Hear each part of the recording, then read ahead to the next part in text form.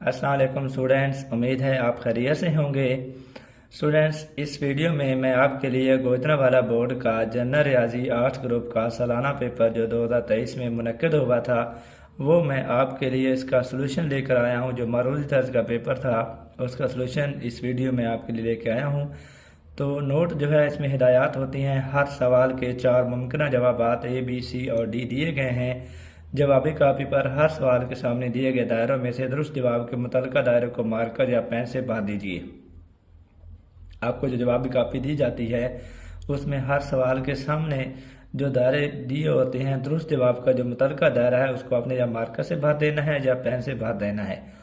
एक से ज़्यादा दायरों को पुर करने या काट कर पुर करने की सूरत में मज़कूरा जवाब गलत तस्वर होगा।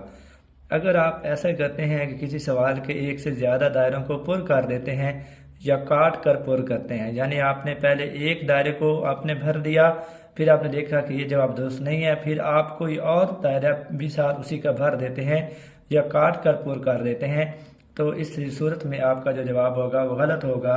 तो इसलिए आपने एहतियात से मरूज़ी पेपर को हल करना है। तो एहतियात के साथ जो दुरुस्त जवाब होगा सिर्फ आपने उसी का ही मुतल्लिका जो सर्कल होगा, मुतल्लिका जो दायरा है उसको आपने पेन के साथ भरना है। उसके अलावा आपने एक सवाल के एक से ज़्यादा दायरे को ना पुर करना है ना काट के आपने किसी एक सवाल के किसी और दायरे को आपने भरना है। तो इस बात की आपने एहतियात करनी है। तो चलते हैं पहले सवाल की तरफ। पहला सवाल है, किसी मुतरत्तब मवाद में वस्ती अददी कीमत कहलाती है। कि अगर हमारे पास कोई जो तरतीब शुदा मवाद हो, मवाद जिसे तरतीब दी गई हो, तो उस तरतीब शुदा मवाद में, मुतरत्तब मवाद में वस्ती अददी कीमत क्या कहलाती है। उसे हम वस्तानिया कहते हैं, उसे आधा कहते हैं, औसत कहते हैं या ज़रबी औसत कहते हैं। तो वस्तानिया जो है ना वो वस्ती अददी कीमत होती है किसी भी मुतरत्तब मवाद में। तो ये जो पहला क्वेश्चन है इसका पहला जो ए ऑप्शन है वो करेक्ट है। ए ऑप्शन इसका दुरुस्त है कि किसी भी मुतरत्तब मवाद में जो वस्ती अददी कीमत है वो वस्तानिया कहलाती है। आधा किसी मवाद में वो कदर है जो सबसे ज़्यादा बार आ रही होती है। औसत, अगर हम किसी मवाद की तमाम रकमों को जमा करें और जितनी उनकी तादाद हो उस पर तकसीम कर दें तो औसत होता है। और ज़रबी औसत, जितनी हमें रकमें दी गई हैं किसी मवाद के अंदर उन सब को हम ज़रब दे दें और उसकी पावर 1/n ले लें तो वो ज़रबी औसत होता है। यहाँ पे चूँकि वस्ती अददी कीमत के बारे में पूछा गया है तो किसी भी मुतरत्तब मवाद में जो वस्ती अददी कीमत है वो वस्तानिया कहलाती है। ए ऑप्शन इसका दुरुस्त है। दूसरा सवाल है, मबदा के महददात होते हैं, आपने मबदा के कोऑर्डिनेट्स बताने हैं। तो याद रखें, मबदा वो पॉइंट होता है, वो नुक्ता होता है जहाँ पे एक्स और वाई एक्सिस एक दूसरे को कता करते हैं, इंटरसेक्ट करते हैं। उस पॉइंट को मबदा या ओरिजिन कहा जाता है। इसके कोऑर्डिनेट होते हैं O0 0। तो इसका एक्स कोऑर्डिनेट भी 0 होता है, इसका वाई कोऑर्डिनेट भी 0 होता है। तो हमें जो ऑप्शन दिए हुए हैं, ए ऑप्शन में 1 1 दिया हुआ है, बी ऑप्शन में 0 0 दिया हुआ है, सी ऑप्शन में 0 और 1 दिया हुआ है, डी ऑप्शन में 1 और 0 दिया हुआ है। तो जो ओरिजिन होता है, जो मबदा होता है, वहाँ पे एक्स भी 0 होता है, वाई भी 0 होता है। तो लिहाजा इसका बी ऑप्शन दुरुस्त होगा। इसके कोऑर्डिनेट 0 व 0 होते हैं। बी ऑप्शन इसका करेक्ट है। मबदा के महददात होते हैं 0 और 0। तीसरा सवाल है, अगर y बराबर है 3x हो तो x बराबर 2 के लिए y की कीमत आपने बतानी है। यानी आपको मसला दी गई है, y बराबर है 3x के, x आपको 2 दिया गया है, तो y क्या होगा।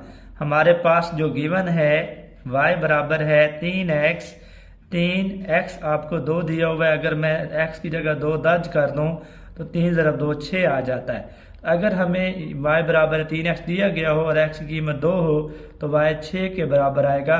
इसका बी ऑप्शन जो है वो दुरुस्त है कि y 3x के बराबर हो, x की कीमत 2 हो तो y 6 के बराबर होगा। सवाल नंबर 4 है, अगर a बराबर है, सेट A के अंदर रुकन एक ही है जो कि 1 है, सेट U यूनिवर्सल सेट है, इसके अरकान हैं 1 2 और 3 हो तो U - A हमने मालूम करना है। तो याद रख लें कि U - A का मतलब है A का कॉम्प्लीमेंट। तो जब आपने U में से A को माइनस करना है, जब आपने U में से A का फ़र्क मालूम करना है तो सेट U के वो अरकान लिखेंगे जो A में नहीं होंगे। सेट U के आपने जो अरकान वो लिखने हैं जो A में नहीं है। तो यहाँ पे अगर हम देखें तो U - A हमारे पास क्या आएगा। तो मैं अगर यहाँ पे देखूँ U में 1 है वो A में भी है, वो नहीं लिखा जाएगा। यू में 2 है वो ए में नहीं है, वो लिखा जाएगा। यू में 3 है वो ए में नहीं है, 3 भी लिखा जाएगा। तो u माइनस ए के अरकान आएंगे 2 और 3। तो ये जो आपको ऑप्शन दिए हुए हैं इसमें डी ऑप्शन दुरुस्त है, जहाँ पे आप देख सकते हैं कि इसके अरकान 2 और 3 लिखे हुए हैं। तो ये वाला दुरुस्त ऑप्शन है 2 और 3। सवाल नंबर 5 है, अगर ए और बी दो मुतराकिब सेट हों तो ए तकाते बी बराबर होगा या ए इंटरसेक्शन बी बराबर होगा। मुतराकिब सेट जिनको हम इंग्लिश में डिसजॉइंट सेट्स कहते हैं। मुतराकिब सेट ऐसे सेट होते हैं जिनमें कोई भी रुकन कॉमन नहीं होता, कोई भी रुकन उनके अंदर मुश्तरक नहीं होता। तो अगर ए और बी दो डिसजॉइंट सेट हों या मुतराकिब सेट हों तो उनमें जो ए तुकाते बी है वो बी तुकाते ए के बराबर होगा। इसका ए ऑप्शन दुरुस्त है कि अगर हमारे पास ए और बी दो मुतराकिब सेट है तो ए तुकाते बी तुकाते ए के बराबर होगा। बी ऑप्शन जो है वो जहाँ पे दुरुस्त हो सकता है, लेकिन क्योंकि हमारे पास ए तुकाते बी भी खाली सेट आएगा क्योंकि वो मुतराकिब सेट है, कोई रुकन में कॉमन नहीं है। बी तुकाते ए भी खाली सेट आएगा, लेकिन चूंकि हमने बताना है ए तुकाते बी और बी तुकाते ए दोनों का जवाब सेम आता है तो इसका दुरुस्त ऑप्शन बी तुकाते ए होगा, खाली सेट नहीं होगा। इस सवाल की स्टेटमेंट के मुताबिक अगर ए और बी दो मुतराकिब सेट हों तो ए तुकाते बी तुकाते ए के बराबर होगा। छठा सवाल है, आपको एक सीक्वेंस एक सिलसिला दिया हुआ है 3, 7, 11। इसमें A6 है, इसकी हमने छठी रकम बतानी है। तो ये हमें सीक्वेंस जो दिया हुआ है इसका पहला रुकन है 3, दूसरा है 7, फिर आगे 11, यानी A1 3 आ जाएगा, A2 7 आ जाएगा, A3 11 आ जाएगा। तो इसका हमने छठा रुकन A6 बताना है। तो हम फार्मूला भी यूज कर सकते हैं। an nth टर्म मालूम करने का फार्मूला है an बराबर है a plus n-1 into D. तो a जो है वो फर्स्ट टर्म होती है किसी भी सिलसिले की। तो a जहाँ पे 3 है और n हमें चूंकि A6 मालूम करना है तो n की जगह 6 आ जाएगा। और d जो इनका कॉमन डिफरेंस है, कॉमन डिफरेंस हमेशा अगली रकम में से पिछली रकम माइनस करके निकाला जाता है। तो इस सीक्वेंस का अगर हमने d निकालना है तो 7 - 3 निकालेंगे 4, तो इसका कॉमन डिफरेंस आ जाएगा। अगर हम 11 में से 7 निकालें फिर भी 4 आएगा, चूंकि ये कॉमन होता है लिहाजा कैसे निकाल सकते हैं, दूसरी रकम में से पहली रकम माइनस करके, तीसरी में से दूसरी रकम को माइनस करके हम d निकाल सकते हैं। तो जनरल टर्म की तरफ आते हैं। an बराबर होता है a plus n-1 into D. a की कीमत 3 है प्लस n 6 के बराबर है, 6 - 1 इंटू डी, डी की कीमत 4 है। ये बराबर आ जाएगा 3 जमा 6 में से 1 निकाला 5, 5 × 4, 3 जमा 5 × 4 20 होता है, 3 जमा 20 23। तो इसकी जो छठी टर्म होगी या A6 होगा वो 23 होगा। 23 जो है इसका ऑप्शन वो वाला दुरुस्त है। या अगर आप शार्ट निकालना चाहें तो शार्ट भी निकाल सकते हैं। आप देख लें 3 में 4 जमा किया 7 आया, 7 में 4 जमा किया 11 आया, 11 में 4 जमा करेंगे 15 आएगा, 15 में 4 जमा करेंगे 19 आएगा, 19 में 4 जमा करेंगे 23 आएगा। यानी हम 4 जमा करते जाएंगे क्योंकि पीछे अगर हम देखें तो 4 ऐड हो रहा है। हर पिछली रकम में 4 जमा करें नई रकम आ जाती है, फिर 4 जमा करते हैं नई रकम आ जाती है। तो अगर इसी तरीके से हम इसको बढ़ाएं तो छठी रकम हमारे पास आ जाती है 23। बी ऑप्शन दुरुस्त है। सातवां सवाल है, 2 × 5 का जदर और 6 × 5 का जदर में जमी वस्त है। ये दो रकमें हमें दी हुई हैं, इनका हमने जमी वस्त मालूम करना है। याद रखें हमारे पास अगर कोई भी दो रकमें दे दी जाए तो उसका जमी वस्त मालूम करने का फार्मूला होता है a + b/2। दोनों रकमों को जमा करना है, 2 पे तकसीम करना है। हमारे पास एक रकम है 2 × 5 का जदर, दूसरी रकम है 6 × 5 का जदर बटा 2 आ जाएगा। 2 × 5 का जदर जमा 6 × 5 का जदर, दोनों के अगर हम कॉन्स्टेंट्स को ऐड करें, सॉरी इनके कोफिशिएंट्स को ऐड करें, इसका कोफिशिएंट 2 है, इसका कोफिशिएंट 6 है। 2 जमा 6 8 आ जाएगा। 8 × 5 का जदर तकसीम 2, 2 को 8 पे तकसीम किया 4 आ जाएगा।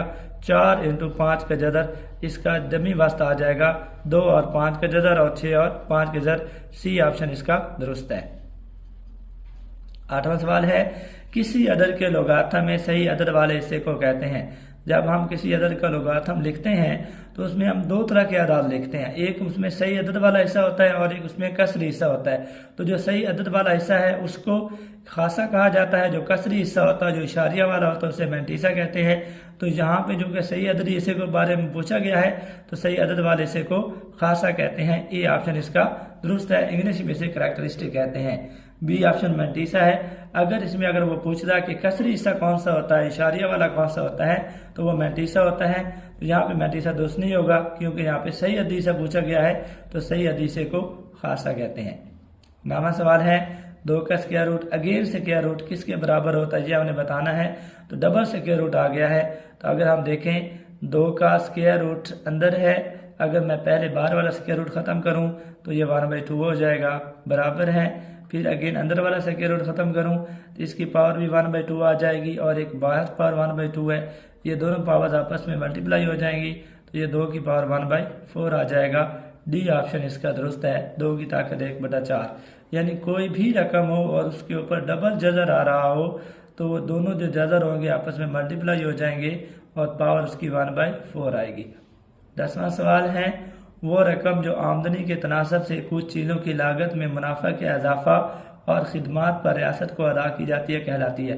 यानी वो रकम जो आमदनी के लिहाज से लागत में मुनाफा में मुनाफा के इजाफा और खिदमात पर रियासत को देते हैं, वो टैक्स कहलाता है। बी ऑप्शन इसका दुरुस्त है। सवाल नंबर 11 है किसी चीज़ की कीमत में इजाफी टैक्स को कहते हैं। अगर हम किसी चीज़ की कीमत में जो इजाफी टैक्स लगाया जाता है उसे टैक्स कहते हैं, उसे इनकम टैक्स कहते हैं, उसे सेल टैक्स कहते हैं या एक्साइज ड्यूटी कहते हैं। तो इजाफी कीमत को जो कीमत में जो इजाफी टैक्स होता है वो सेल टैक्स कहलाता है। सी ऑप्शन इसका दुरुस्त है कि कोई भी चीज़ है उसकी कीमत में इजाफी टैक्स को सेल टैक्स कहते हैं। सवाल नंबर 12 है मुनाफा या मार्कअप की वसूल की गई शरह को कहते हैं। कि मुनाफा की या मार्कअप की जो शरह वसूल होती है उसे टाइम कहते हैं, सूद कहते हैं, असल दर कहते हैं, रेट कहते हैं। तो मुनाफा या मार्कअप की वसूल की गई शरह को रेट कहते हैं। डी ऑप्शन इसका दुरुस्त है। सवाल नंबर 13 है नफ़ा फ़ीसद मालूम कीजिए अगर कीमत फ़रोख्त ज़्यादा हो कीमत ख़रीद से। यानी अगर कीमत फ़रोख्त कीमत ख़रीद से ज़्यादा हो तो नफ़ा किसके बराबर होगा। नफ़ा बटा कीमत ख़रीद ज़रब 100, नफ़ा तकसीम कीमत ख़रीद, नफ़ा ज़रब कीमत ख़रीद तकसीम 100, या कीमत फ़रोख्त ज़रब 100 तकसीम नफ़ा फ़ीसद जमा 100। तो इसका दुरुस्त ऑप्शन है सी कि नफ़ा फ़ीसद अगर हमने मालूम करना हो, नफ़ा हमें होता ही उस वक़्त है जब कीमत फ़रोख्त कीमत ख़रीद से ज़्यादा हो जाए तो नफ़ा होता है। तो नफ़ा फ़ीसद मालूम करने का फार्मूला होता है नफ़ा ज़रब कीमत ख़रीद तकसीम 100। सी ऑप्शन दुरुस्त है। 14वां सवाल है कुदरती ज़राए से काश्त की गई फसल पर उशर की अदायगी की शरह है। जो फसल हम काश्त करते हैं कुदरती ज़राए से हमें फसल हासिल होती है उस पर कितनी उशर अदा किया जाता है, जो उस पर उशर की अदायगी की शरह क्या है। 2.5%, 10%, 5%, 20%। 2.5% जो होती है वो ज़कात की शरह है, ये ऑप्शन दुरुस्त नहीं है। 10% ये दुरुस्त है। कुदरती ज़राए से जो फसल हमें हासिल होती है, काश्त की फसल जो हम हासिल करते हैं उस पर उशर की अदायगी की शरह 10% के हिसाब से की जाती है। बी ऑप्शन दुरुस्त है। सी ऑप्शन में 5% जो होता है जो हम मसनूई ज़राए से फसल काश्त करते हैं, जो हमें उससे पैदावार हासिल होती है उसका 5% जो है उस पर उशर अदा किया जाता है जो मसनूई ज़राए से की जाती है। और कुदरती ज़राए से जो हो रही है उस पर 10% होता है। 20% जो है वो ऐसे ही ऑप्शन में दिया हुआ है, उसको वो कोई शरह उसकी नहीं यहाँ पे आएगी। 15वां सवाल है 0.13 की फ़ीसद शक्ल है। 0.13 हमें दिया हुआ है, इसको फ़ीसद में चेंज करना है। तो अगर हमें किसी चीज़ को फ़ीसद में चेंज करना हो तो उसे 100 से मल्टीप्लाई करते हैं। 0.13 को 100 से मल्टीप्लाई करेंगे तो ये आ जाएगा 13, ठीक है। इशारिया की जगह 1, पीछे 2 इंसे हैं, 2 सिफरें आ जाएंगी, ज़रब 100, तो ये 100 से 100 कट जाएगा, रह जाएगा 13%। 13% इसका दुरुस्त जवाब आएगा। तो इसका दुरुस्त ऑप्शन ए नहीं आएगा, सी आएगा। सी ऑप्शन इसका दुरुस्त है। 13%, इशारिया 13 की फ़ीसद शक्ल 13% आएगी। एक तो इसको हल करने का ये तरीका है, दूसरा तरीका ये है इशारिया 13 को आप डायरेक्ट कैलकुलेटर से 100 से ज़रब दे दें, फिर भी आपके पास 13 आ जाएगा। और क्योंकि 100 से ज़रब दे रहे हैं, आप फ़ीसद में चेंज कर रहे हैं, लिहाजा ये 13% आ जाएगा। अगर मैं 13% को लिखूँ 13% तकसीम फ़ीसद ख़त्म करें बटा 100 लगाते हैं, ये इशारिया 13 बनेगा। तो इशारिया 13 की जो फ़ीसद शक्ल होती है वो 13% होती है, 13% होती है। सी ऑप्शन इसका दुरुस्त है। आप ये वीडियो देखें, आपको किसी किस्म का कोई सवाल हो, कोई परेशानी हो जनरल रियाजी में किसी भी किस्म की, आप कमेंट कर सकते हैं, आप पूछ सकते हैं।